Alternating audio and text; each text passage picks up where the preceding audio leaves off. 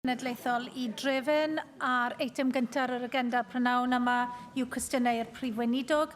A'r cwestiwn cyntaf, Leanne Wood. Diolch, Llywyd. Will the First Minister make a statement on promoting the Welsh language? Yes, our vision of 1 million Welsh speakers by 2050 demonstrates our ambition concerning the language and promoting and normalising our essential components of our draft strategy, which is currently out to consultation. First Minister, I note that you declared support for the goal of doubling the number of Welsh speakers by 2050, but there was little substance behind that announcement. I wonder if you can inform us exactly how you intend to meet that commitment. What are your targets and timescales for making sure that we are making progress towards that goal? For example, by when can we expect to hit the milestone of seeing 750,000 Welsh speakers? I'd be grateful if you could give us a date for that, please. Well, bear in mind, of course, that the strategy is actually out to consultation at the moment, and that contains our proposals in terms of the way forward. One area, of course, which is hugely important is to make sure that the local education authorities have proper Welsh in education strategic plans, and we have made it absolutely clear to them that we will reject any plan they produce, any of those authorities, that isn't sufficiently ambitious. Paul Davies.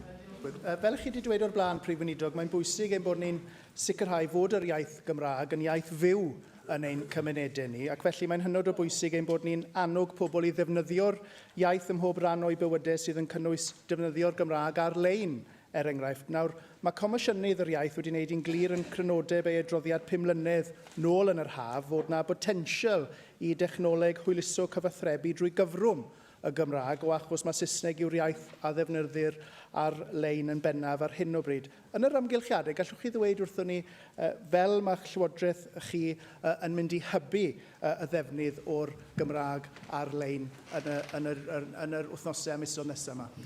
Wel, sawl peth yn gyntaf, wrth gwrs, mae hwn yn rhan o strategaeth ynglyn â'r ffaith bod y strategaeth yn edrych ar ffyrdd I gefnogi a hybu'r iaith yn y byd digidol. Hefyd, pwysig dros ben, wrth gwrs, I newid ymddygiad pobl ifanc, a ni wedi bod yn cyllido rai prosiectau'r urdd dros y blynydde mwyn iddyn nhw I ddatblygu apps ac yn y blaen, I sicrhau bod plant a bobl ifanc yn gweld yr iaith fel iaith digidol, a nid bod nhw'n meddwl trwy amser taw Saesneg yw'r unig iaith maen nhw'n gallu defnyddio ar y cyfryngau cymdeithasol. David Rowlands. Diolch, Llywyd. Given this commitment to 1 million Welsh speakers by 2015 and a universal acknowledgement that bilingualism is best achieved by immersing children in the second language as early as possible, what arrangements have been made by the government to implement Welsh learning into preschool classrooms? Well, this has been the Welsh medium education strategies that we expect the local authorities to produce. Some are more advanced than others, but it is hugely important that a proper pathway is identified by local authorities to enable access to Welsh as a language to be learnt or indeed to be taught through is as available as Wales as possible. Cwestiwn 2, Vicky Howells. Diolch, Llywyd. What are the Welsh Government's priorities for increasing the number of tourists who visit Wales? Well, our Tourism Strategy Partnership for Growth 2013 to 20 does set out our priorities for developing and promoting Wales's tourism offer both at home and overseas. Today is World Tourism Day, as I'm sure you know, First Minister, and it's so important that we highlight what is on offer in all parts of our country to visitors. My own constituency, Cynon Valley, possesses world-famous attractions like the Pedair Whisky Distillery and unique events like the Nos Galan road races, which commemorate the memory of Gytronith Bran. So how does the Welsh Government ensure the wealth of similar opportunities throughout the South Wales valleys are highlighted within its tourism strategy? And in addition, as the theme of World Tourism Day 2016 is Tourism for All, how is the Welsh Government engaging with partners to ensure attractions are accessible to all possible visitors? Well, the Visit Wales website does list a wide range of events being held throughout Wales, including many in the valleys. And the annual, of course, Nos Galan road race in Mountain Ash is listed in Visit Wales' main annual tourism brochure. This is Wales 2016. She asked, of course, as well about accessibility.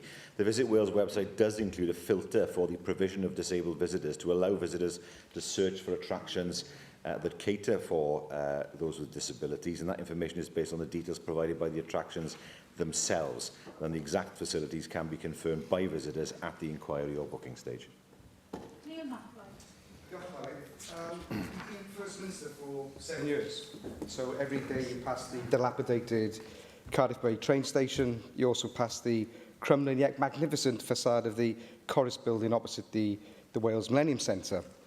Do you not realise how embarrassing it is for Wales that those buildings are the first things that many tourists see when visiting Cardiff Bay? A Westminster government would never allow such eyesores literally within a stone's throw of the UK Parliament. So what are you going to do about these eyesores in Cardiff Bay? Well, I don't know what he did when he was Deputy Leader of Cardiff, because, of course, the Council does have a responsibility, not for the railway station, I accept, but certainly for Central Square, now being developed, of course, by a Labour-led council in Cardiff. So the new bus station is being built and the city has a proper gateway. He raises an important point about Central Railway Station. I've certainly met with Network Rail. They have plans for the station. We've been urging them to develop those plans as quickly as possible, keeping the character of the station, of course, whilst at the same time modernising the facilities available. Russell George. First Minister, Visit Scotland spends over 50 million on promoting Scotland. In Wales, Visit Wales, 8.3 million on Wales as a whole. But none of that spend is spent specifically on promoting Mid Wales as a specific destination to visit. We have the coastal path, we have beautiful market towns, overlooking scenery, fantastic scenery in Mid Wales. Can I ask, First Minister, is it good enough that we do not promote Mid Wales as a specific destination? Well, he makes a strong case for the area that he represents, which I appreciate. We do look, of course, to promote all areas of Wales, including areas that traditionally have not been seen as areas that have traditionally attracted tourists. I can say that expenditure by staying visitors in Wales in 2015 was over £2.3 billion, well above the target that we've set in place. We know that tourism, of course, is a major employer in Wales, of course, as well. And we'll continue to look to increase the number of visitors, both day and overnight, to all parts of Wales, so that those who don't have the good fortune of living here can enjoy what we have to offer. Hannah Blythen. First Minister, I welcome the successful summer for tourism in Wales in terms of day visits, and also the recent Welsh Government investment in my constituency, including improvements to Flint Castle and the exciting Let's Skate initiative, which is coming to Theatr Clwyd later in the year. Can you give assurances that this investment will continue to be built on, so we can continue to grow our crucial visitor economy in North Wales? Yes, of course. In response to the point I made earlier on, we want to encourage tourism to all parts of Wales, not just those areas that have traditionally been the areas that have attracted most tourists. And we'll continue to look to provide investment to improve those facilities for visitors in the years to come.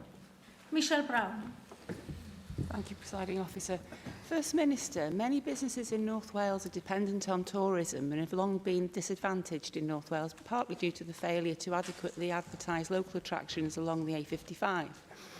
It's an ongoing problem experienced by local attractions. Visitors get on the 55, stop at the destination having no idea of the diverse activities available off the 55, but which aren't signposted. The opportunity to use the 55 as a main means of generating income for local businesses is being missed. Could you explain to us, please, what you're going to do to address this problem? Well, of course, working with local authorities, we're able to investigate, for example, the provision of more brown signs. We see those going up across Wales. It is right to say that we are working on making sure we get more capture of the visitors that are travelling along the A55 to Ireland, many of whom have said to me in the past, we've travelled to Ireland that way but not really stopped on the way. I can say, though, when it comes to international tourists, that figures continue to go up, and for them, of course, many of them will visit Ireland and travel through North Wales in order to get there. But working with the local authorities, we believe that we can continue to provide information to visitors, both digitally and in terms of the signposting. Cwestiynau nawr gan arweinwyr y pleidiau ac yn gyntaf wythnos yma arweinydd y Ceidwadwyr Cymreig, Andrew Arty Davies. Thank you, Presiding Officer. First Minister, very often at First Minister's questions you talk at length about what the UK government is doing. So for this question, I'd like to focus on maybe what you think would be the best outcome from Jeremy Corbyn's leadership. Do you think that the best interests of the United Kingdom would be served by having Jeremy Corbyn as the next Prime Minister? Yes. Well, it's nice to see that you're going to be playing your part in the trilogy then of the demise of the Labour Party by having him as the Prime Minister, because the longest suicide note possible was written in 1983 for the Labour Party, and by having a Prime Minister who delivers for Wales is vital to have that person in number 10. You also went to the conference... of the Conservatives' questions. Please, in silence, without any attempt by ministers to help the First Minister.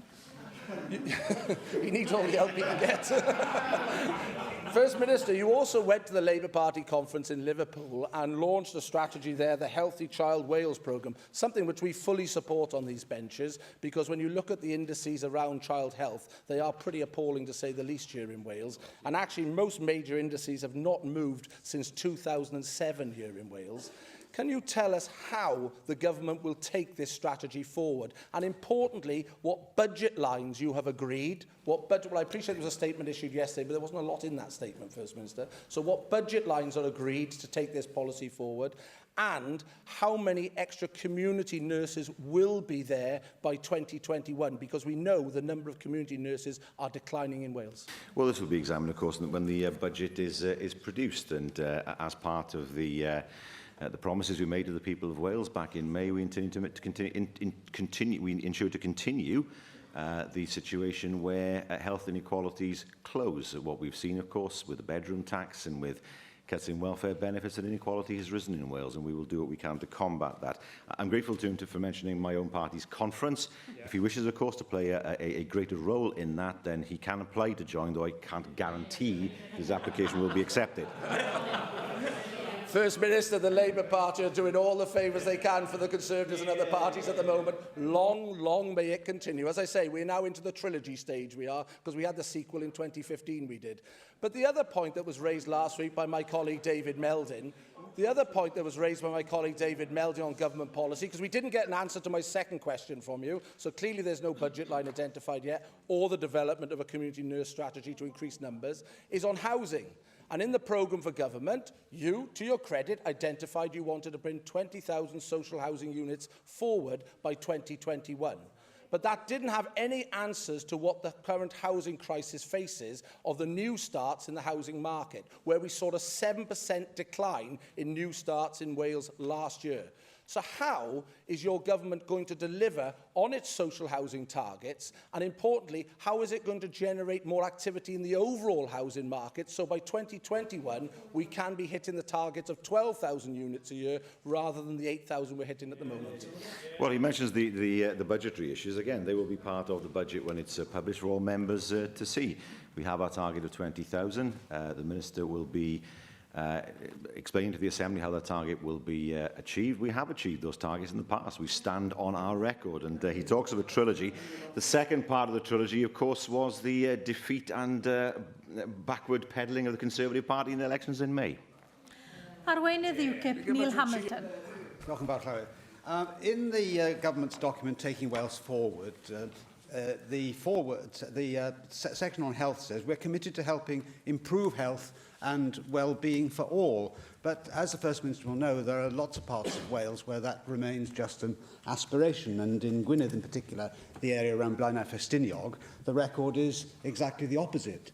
In the 7 well-being areas defined by Gwynedd County Council, there is a community hub hospital in every one apart from Blaenau Ffestiniog. And since 2013, we've seen the closure of the Memorial Hospital, loss of hospital beds, closure of the X-ray service, closure of minor injuries unit, closure of teledermatology clinics and therapy services, 2 rural branch surgeries closed, and the GP practice in Blaenau Ffestiniog, which ought to have 4 full-time doctors, and it's only got 1 salaried doctor and a variety of locums. As far as Blaenau Ffestiniog is concerned, they haven't got a national health service, but a notional health service. What is he going to do about it? Well, first of all, we have been investing, as we will in Blaenau Ffestiniog, in brand new health centres across the whole of Wales. Simply keeping old buildings going for the sake of it is not how we see the future of the health service.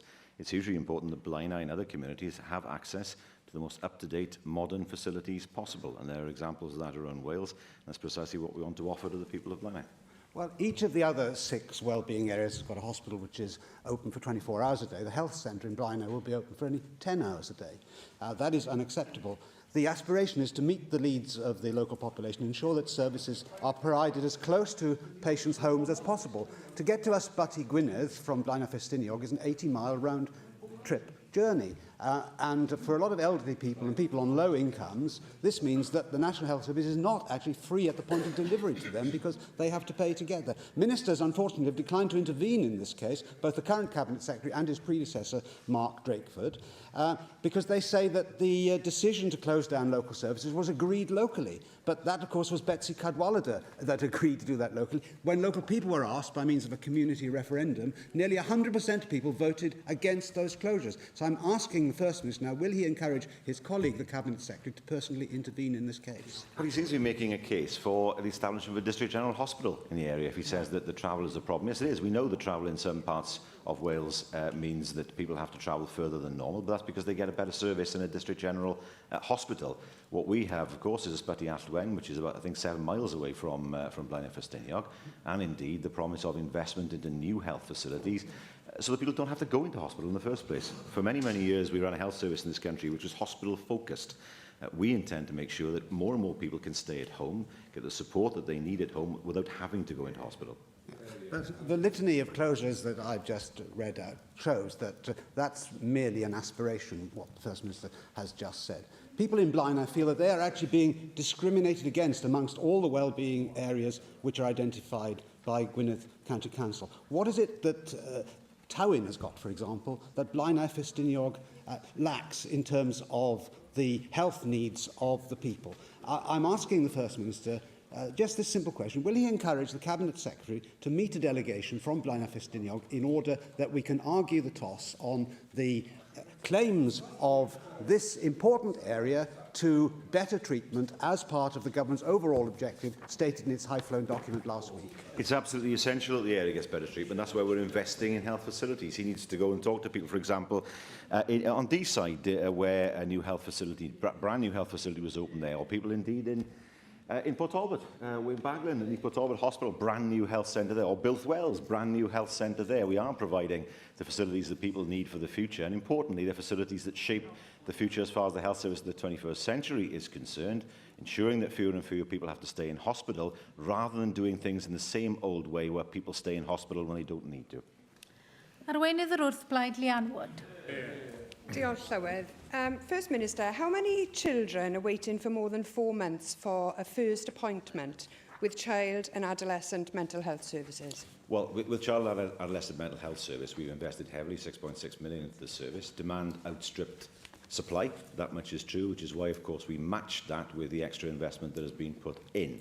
It means, of course, that the numbers waiting and the times that that youngsters are waiting have gone down. Well, First Minister, I asked you for a figure, and the exact number that you were looking for is 1,174 children are waiting for 4 months, and it's not true to say that that figure has gone down, because that figure has almost trebled in the 3 years since 2013. Now, we all know that investment in early years are crucial for positive outcomes in education and health, and in particular in preventing some of the problems that can arise later on in life. Developments in neuroscience are showing that the early teenage years can be just as crucial for a person's development as the early years. I visited my old school last Friday, and I was told that the rates of self-harm are going through the roof at Tonopandi Community College, and I don't think for 1 minute that that is an isolated case. Depression, anxiety and self-harm have become too common amongst a generation that have many worries about things like zero-hour contracts, massive student debt and endless austerity. Those young people are not covered by the interventions that are available for children under 7 years old. The things that can go wrong in the teenage years can cause problems for life, and I saw that only too well in my former role as a probation officer. First Minister, will you establish a programme for pre-teens and teenagers to go alongside your Healthy Child programme? And would you be prepared to look at what role mindfulness could play in such a programme? Well, first of all, mindfulness was mentioned in the Welsh Level Manifesto as something that could be looked at. When we talk about the health of a child up to 7 years old, that must include all types of health, including mental health as well. And that is something that will be taken into consideration when developing the programme. The second point is this. She's right. I mean, we do see instances where young people do find themselves under a great deal of stress. Cyberbullying is one area particularly which she and I didn't have to cope with, which is something that is a real issue, and the education programme in schools to deal with that is important. The fact that there are counsellors in the secondary schools, that's important in order to help young people, and of course ultimately making sure the resources are there for CAMS. The resources have been put in, and I fully expect the waiting times and the numbers to go down as those resources work through the system. First Minister, your government's record in helping young people with poor mental health is appalling. And that's without mentioning the children and young people that don't even make it into the system. The mortality rate for teenagers between 15 and 19 years old is higher in Wales than it is in England. And there has been no reduction in deaths from intentional injury from that age group between 10 and 18 years old in 3 decades. A national case audit of children's deaths has suggested that many young people who died from suicide had not had any contact at all with mental health services. And for those who had, there were problems with services failing to follow up on patients who did not turn up for their first appointments. You once admitted, First Minister, that your government took its eye off the ball when it came to education. Will you now accept that your government has taken its eye off the ball on children and young people's mental health? Will you now accept that this is a crisis? And will you tell us what, after 17 years of leading the government here in Wales, you intend to do about this? Well, I have to say to the Leader of the Opposition, I had experience, as did my constituents, of this. When the town that I represent was branded as some kind of suicide capital, where we had predatory journalists arriving from London who were trying to question young people outside the local college and trying to suggest to them that it was better to be dead than to live in the area. Those are the exact words that we used. Those youngsters who took their lives, in the main, did not know each other, despite what the press suggested. And to come to the point that she was making, many of them had no contact with mental health services. They were a surprise. What happened was a surprise to their families. They'd had no warning, and in some ways, that's the greatest tragedy of all. Because people, it's an important point. This is the greatest tragedy of all, where you have young people who are not known to the system and have not identified themselves to the system. She asked what's being done. I've already mentioned the money that's been put into CAMS. It is true to say that demand for CAMS was significant, and that's why, of course, we provided more resources for CAMS in order to make sure that more young people are identified. And on top of that, of course, we do have counselling services in the secondary schools in order that young people can go and talk to people early on. And that takes us well beyond what used to be the case in Wales. Cwestiwn 3, Hugh Iranca Davies. Diolch, Llywydd. What assessment has the First Minister made of the role of allied health and social care professionals in delivering Welsh Government priorities of promoting health and well-being throughout life? Well, I'm grateful to the member for this question, because they are the unsung heroes of the health service in many ways. They work in the community and in primary care, and of course they deliver a lot of preventative care, which is difficult to measure in itself, because how do you measure something that prevents something that would have happened in the future? And of course they help to deal with admission avoidance, so that more people don't have to go into hospital but have the support to stay at home. I thank the First Minister for that answer, and I better declare an interest, as my wife, it's in the Register of Interest, is a radiographer. She also has very cold hands, so I warn people in advance. In Wales, 50% of people... She does.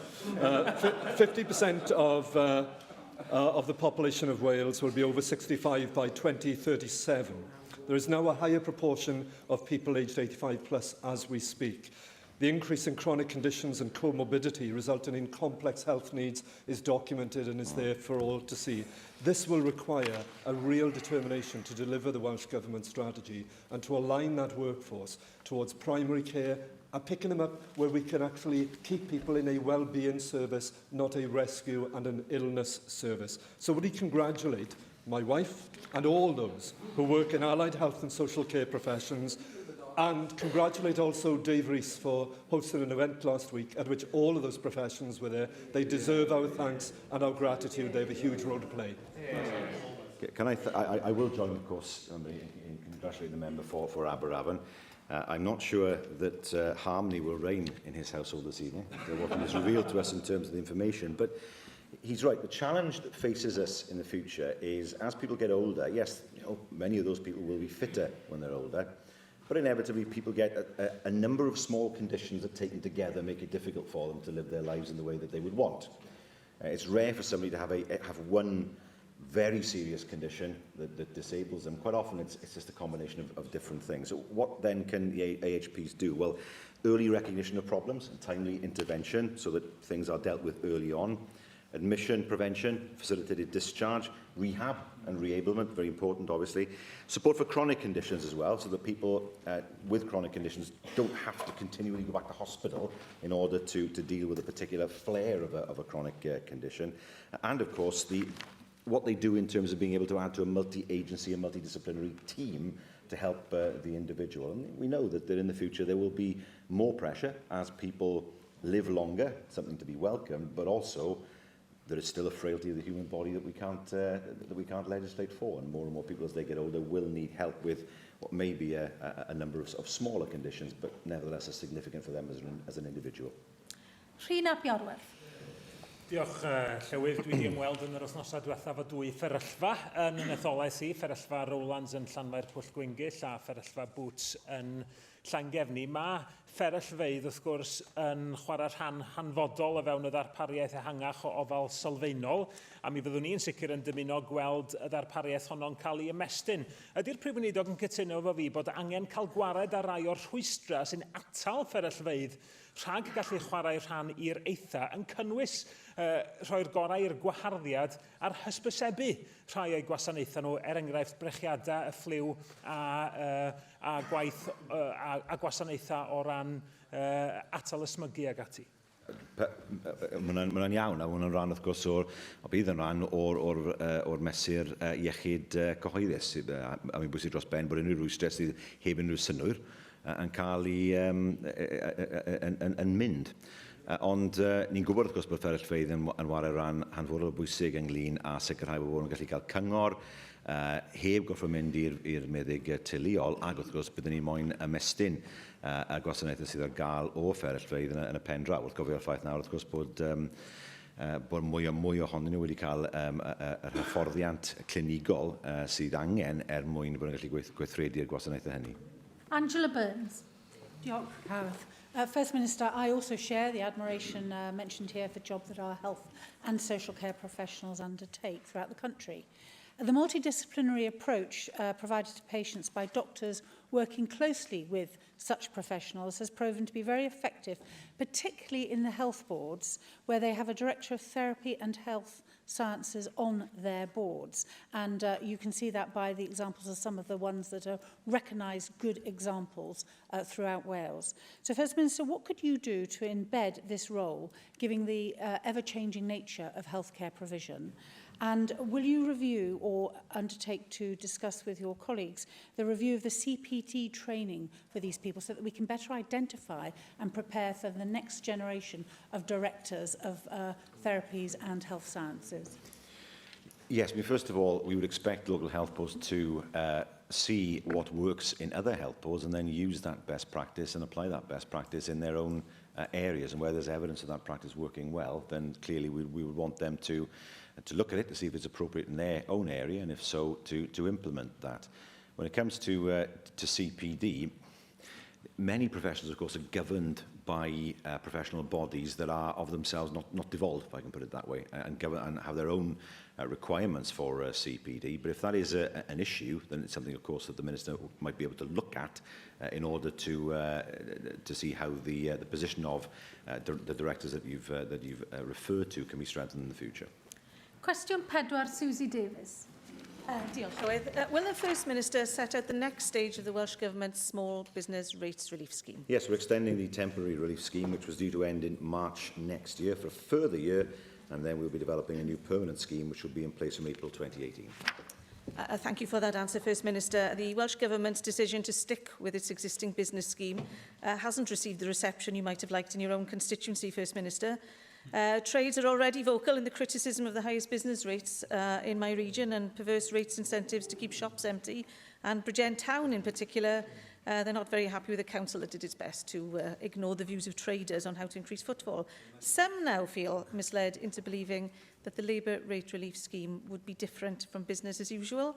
So what reasons can you give us for making the current system permanent instead of adopting Welsh Conservative policies around a differentiated multiplier and tapering relief to 15,000?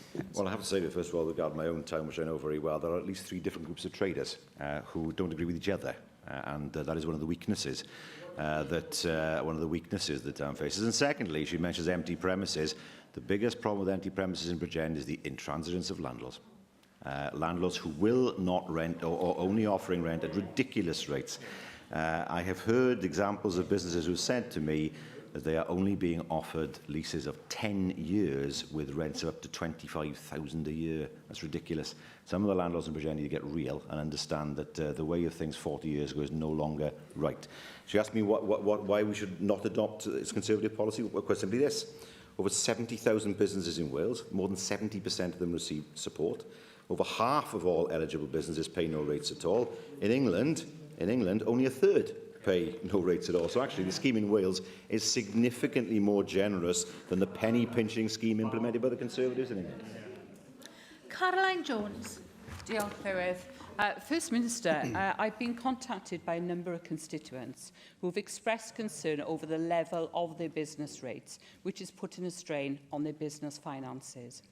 As they fall outside the threshold for small business rate relief, they have to pay the full business rates, irrespective of the affordability. Unless these small business owners find smaller, cheaper premises, then these properties, they are stuck with huge rates bills.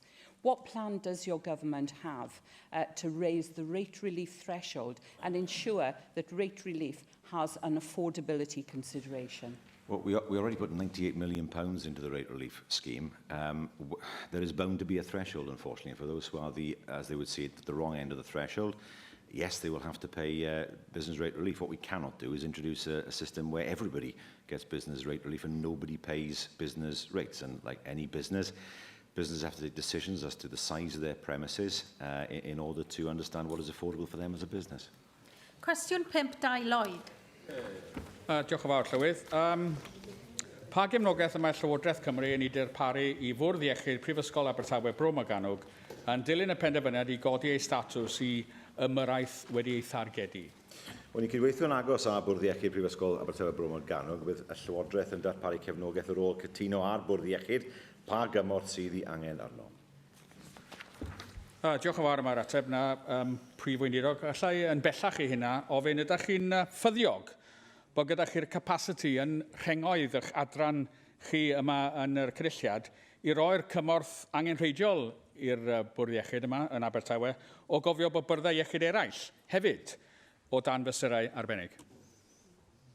Na, dim ond un Bwrdd Iechyd sydd o dan mesurau arbennig, sef Betsy Cadwaladr. Ni'n ffyddiog iawn yn y ffordd ni wedi sicrhau bod Betsy Cadwaladr yn troi rownd. Felly mae'r beth ni wedi targedu ynglyn â'r byrdau iechyd eraill mynd I sicrhau bod ni'n gweld gwelliannau heb, mwyn osgoi o'r ffordd, wrth gwrs, unrhyw sefyllfa lle bydden nhw'n gwybod mynd yn yr un cyfeiriad. David Rees. And before I start, can I declare interest in my wife's radiographer in ABMU? But I won't discuss the warmth or coldness of her hands. First Minister, ABMU is under targeted intervention because of cancer services and unscheduled care. Both parts of those rely upon diagnostic services.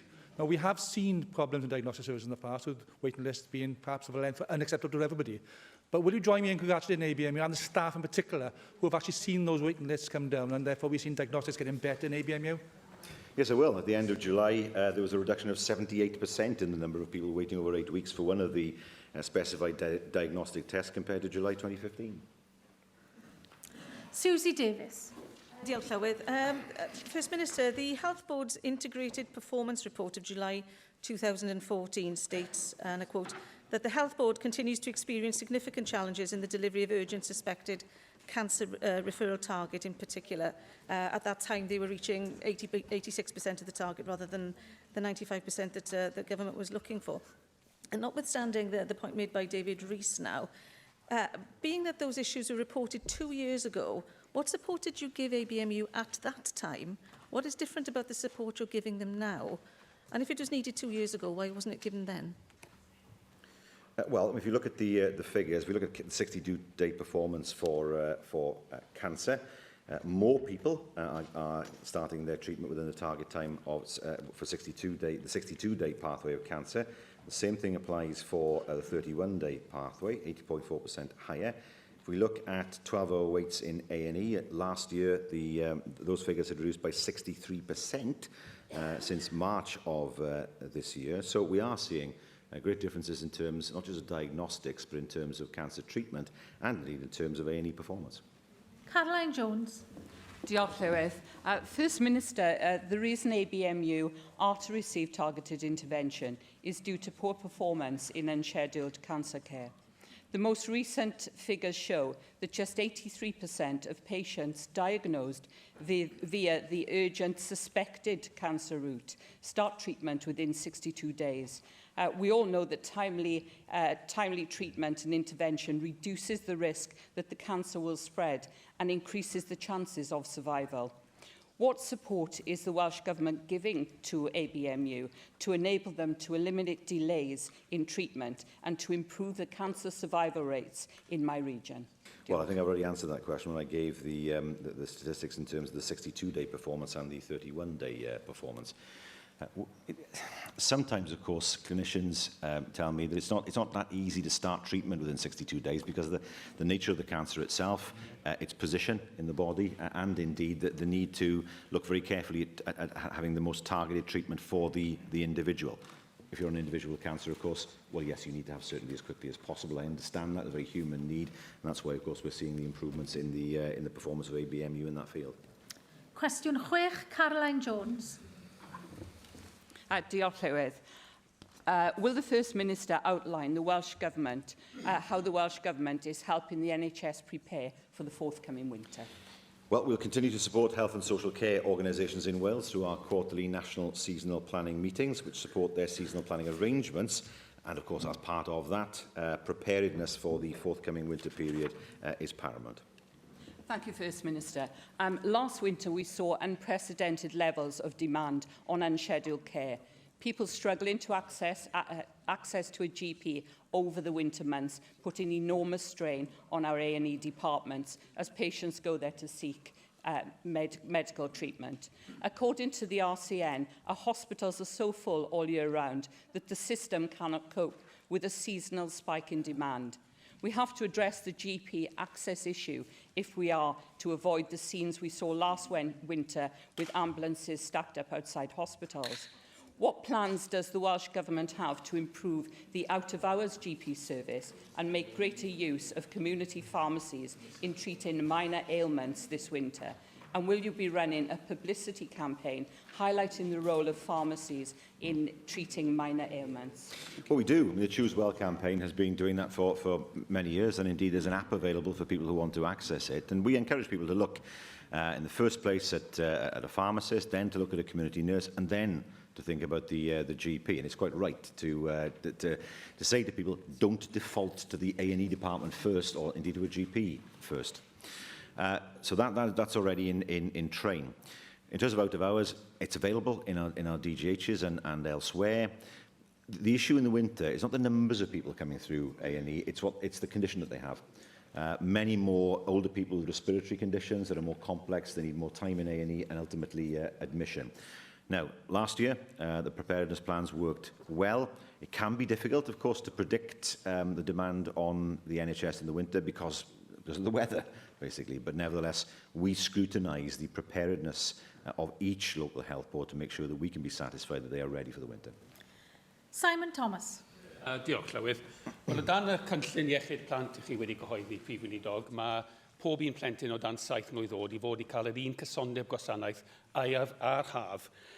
Beth ych chi yn gwaed felly ar adroddiad y Coleg Brenhinol Pediatric heddiw ynglyn â bab anod sy'n cael ei geni yn gynnar, sydd yn dangos bod rhaina yn cael gwasanaeth ailwadd ac iswadd yma yng Nghymru.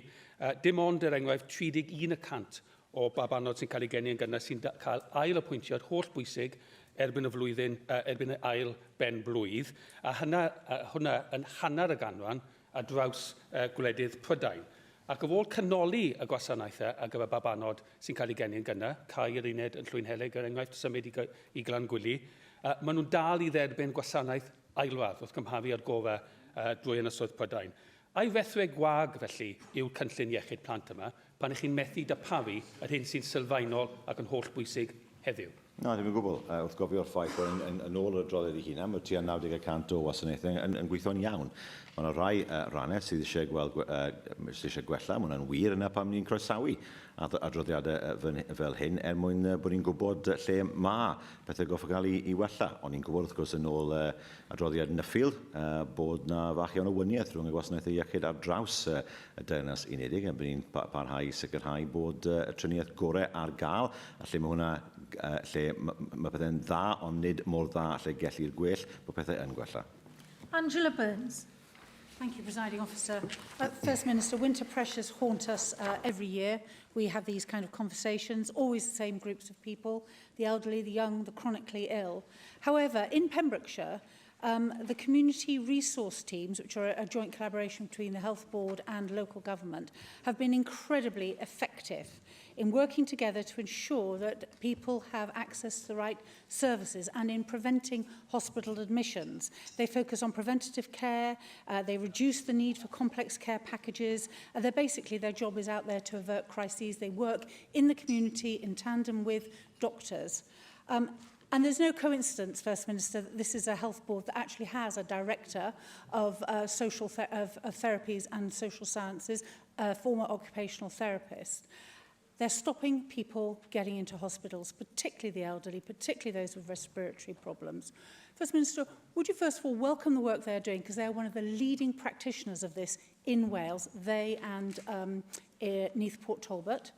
And secondly, would you come to Pembrokeshire to, first of all, see them in action and also to understand a little bit more about the benefits that a director of therapies and social services, allied healthcare professionals, can bring to the changing face of NHS healthcare, particularly over these next 10-15 years, when we need more of these people, not less? How can I refuse such an offer? In principle, I'd like to accept that because I'm interested in the work that the member has described. I can see the passion that she displays in advocating the work that she has seen them do. I'd like to see it for myself. Tynwyd cwestiwn 7 yn ôl gan yr aelod, felly cwestiwn 8, Llyr Griffith. Diolch Llywydd. Anaeth y Prif Weinidog ddatganiad am brynder meddygon yng Ngogledd Cymru? Wel, ynglyn â'r niferoedd, does na ddim brynder. Mae'n mwy o doctoriaid nawr nag oedd yn 2005. Ond i yn cynnwys... Wel, mae'n ddim yn gwir, mae'n wir. Gael roi ffigurau felly mwyn bod pethau'n iawn. Yn 2005 oedd 1,849 o feddygon teulu yng Nghymru. Nawr, 1,997. Ynglyn â'r Betsy Cadwaradr, 422 yn 2005, 437 yn 2015. Mae'r un peth yn iawn ynglyn â'r cynyddiad sylweddol ynglyn â'r doctoriaid mewn ysbytau. Wrth gweud hynny, wrth gwrs, mae yna ymgyrch sy'n mynd i gael ei lawnsio ar ddiwedd mis nesaf mwyn tynnu mwy o doctoriaid i weithio yng Nghymru. Wy'n siŵr os eisiau diolch i chi am yr ateb, achos mae yna ddarlun gwahanol iawn i weld os ych chi'n cyfri y nifer o ddoctoriaid sy'n cyfateb i ddoctoriaid llawn amser. Ond y cwestiwn dwi am i ofyn i chi yw, mae un o'r problemau gyda recriwtio meddygon teulu mewn ardaloedd gwledig yw diffyg cyfleusterau iechyd ehangach lleol sydd ar gael iddyn nhw. Dyw meddygon teulu ddim eisiau methu gwneud eu gwaith oherwydd i bod nhw'n methu cael mynediad i wlau i'w cleifion, i beiriannau Pedair, i wasanaethau diagnostig ac yn y blaen yn lleol. Gai ofyn felly, a fyddwch chi'n barod i gomisiynu ymchwil gyda meddygon teulu gwledig yn cynnwys felly rhai sydd wedi rhoi'r gorau iddi i adnabod i pryderon nhw ynglyn â mynediad i adnoddau a chyfleusterau lleol ac i weithredu ar y canfyddiadau? Wel, byddwn ni'n dadlau bod ni'n gwneud hwn yn barod, sef trwy'r collaborative Canolbarth Cymru, sydd wedi weithio'n dda dros ben, ac byddwn ni'n erbyn gwaith sydd wedi cael ei wneud fyna yn waith sydd wedi gallu drosglwyddo ran eraill o Gymru. So mae'r gwaith hynny wedi dechrau'n barod. Darren Miller. Diolch, Llywydd. Thank you, First Minister, for that question. I listened very carefully. One thing you didn't refer to, of course, is the innovation in GP care, in particular in North Wales, in terms of the work that's going on in Prestatyn with a multidisciplinary team approach to patient care. What work is the Welsh Government going to do to evaluate whether that model is a successful model which can be applied elsewhere across Wales in order to alleviate the pressure on GP numbers in the country? Well, he will know. He's seen it himself as to how it works. The reality is that we saw in Prestatyn GP practices, 2 of them, if I remember rightly, close, but the local health board took over the provision of primary care services, and the services are better, and they're certainly wider than what was available before. So it does show that the contractor model is not always the best model for delivering medical services. For some, that's what they want. For more GPs, increasingly, it seems to me, the contractor model is less attractive to them. What we've seen so far in Prestatyn has been excellent in terms of the width and the depth of the service that's been provided, and of course the local health board will continue to evaluate what's been done there in order to make sure that it's a model that can be adopted potentially around Wales. Cwestiwn 9, Mohammed Ashgar. Thank you, Madam Presiding Officer. What plan does the Welsh Government have to improve mental health services during the 5th Assembly, please? Yes, we've made a number of commitments around mental health and well-being in the programme for government, and we'll shortly be publishing the next 3-year plan to deliver our mental health strategy, Together for Mental Health. Thank you for the reply, First Minister. In 2014, the Children, Young People and Education Committee published an inquiry into child and adolescents' mental health services. The committee found that there was 100% increase in referrals for these services, but the provision was insufficient to meet this increase. In recent meeting with the committee, the chairman, the Children Commissioner for Wales, said that the Together for Children and Young People group, dedicated to performing mental health services for children and young people, has only met once since the group inception. Even though the Welsh Government increased £7 million into the services, there is no explicit commitment in the programme for government to reforming camps. Throwing money at a problem won't make it disappear. Will the First Minister commit to the reforming these services and explain how he will do it? I disagree with the member. It did need an injection of money. That's happened. We are seeing the benefits. Fewer children being cared for at the area. The waiting times for specialist CAM services are down by 21%. And, of course, new services for ADHD and autism are being established across Wales. There's more to do, of course, but we are seeing real improvements for children with mental health problems. Ac yn ola, cwestiwn 10, Jenny Rathbone. And what are the implications for the Welsh economy as a result of Japan's statement on the potential loss of tariff-free trade with the UK due to Brexit? Well, the Japanese government statement covers a number of potential adverse economic implications of the UK's exit. It's for the reasons that are outlined by that government that we want businesses in Wales to have full and unfettered access to the single market. I'm sure we all do, but unfortunately many members of the UK government seem to be pushing in the opposite direction, which is extremely worrying for the some 6,000 people who depend on jobs which have resulted out of Japanese investment, including Panasonic in my own constituency up in Pentoin. So I just wondered how we are going to be able to influence the UK government to ensure that we will continue to have free trade with the European Union, because otherwise the future for inward investment looks extremely bleak. Well, to me, agreeing that fundamental point is essential before we can move on to anything else. That is the basis, the building block on which any deal can be built. Unless we get progress on that, it's very difficult to see progress on anything else. I'm certainly concerned that the UK is now seen as not wanting to engage with the EU. There are issues. I met with the Chief Minister of Gibraltar 2 days ago. The worry that Gibraltar has is that Spain will veto any deal of any kind with the UK unless the issue of Gibraltar is resolved to Spain's satisfaction. It's an opportunity that Spain has that wasn't there before, which Brexit has delivered. So there are many, many factors still at play here, some of which will not yet have been identified.